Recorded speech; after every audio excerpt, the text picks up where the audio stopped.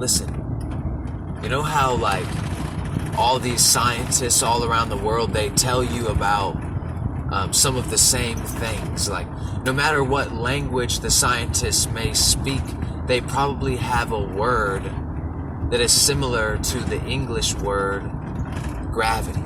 Okay, like all of these different scientists from all around the world, they've all noticed the same phenomena, the same like general truth that exists in the physical world called gravity. Alright? And gravity, it does not care about your name. Like, it doesn't care that your name is John Adams and you're a multi-millionaire, whatever, did a lot of good for the world. Like, gravity still is going to work the same. Gravity didn't like see Isaac Newton and say, "Oh, excuse me, sir, let me release you from my clutches, oh great founder," you know, or whatever. Like, it just doesn't work like that. That's what impersonal means to me, like an impersonal force. To me, God is a personal experience. All right? Like, God is a very personal experience. And so much so, like, you and God basically can be on a first name basis. You know?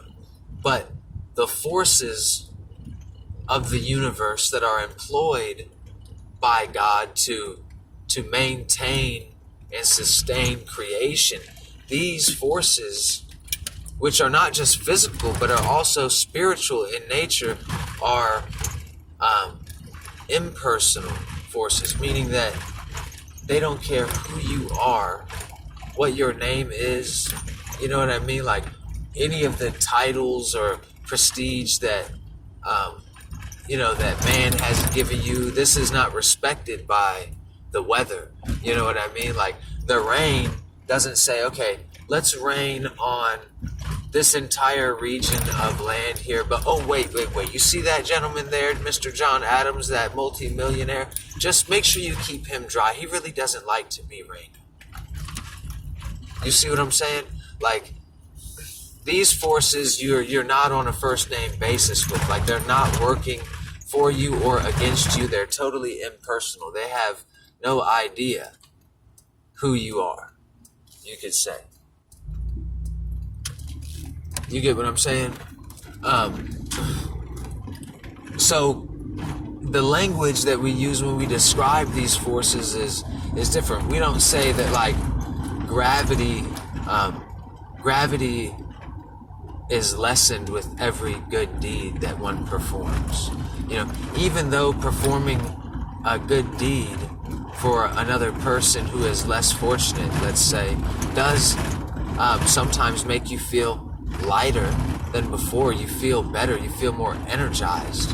You know what I mean? But gravity itself does not loosen its hold on you, in fact. You understand what I'm saying?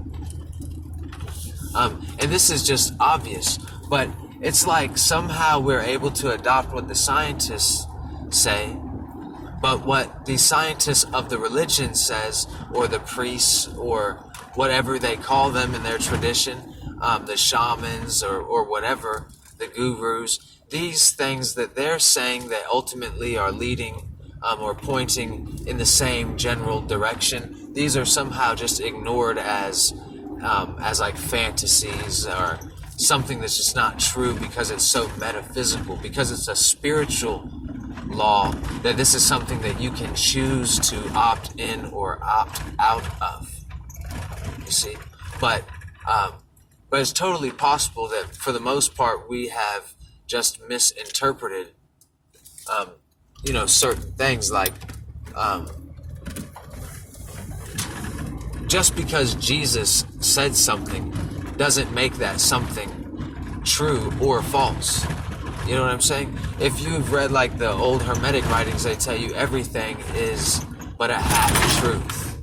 Now, is a half-truth a whole lie? I don't think so, because it's still a half-truth. It contains some truth, so it can't be a whole lie.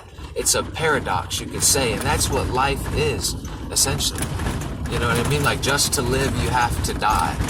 You know what I mean? Everything about life is this strange paradox. So much so that certain ancient but renowned giants of philosophy have went so far as to claim that movement is actually impossible. That movement itself is an illusion, that space is an illusion, time is an illusion, and that right now while I'm traveling in this car, I'm actually going nowhere fast because movement is impossible within a vacuum.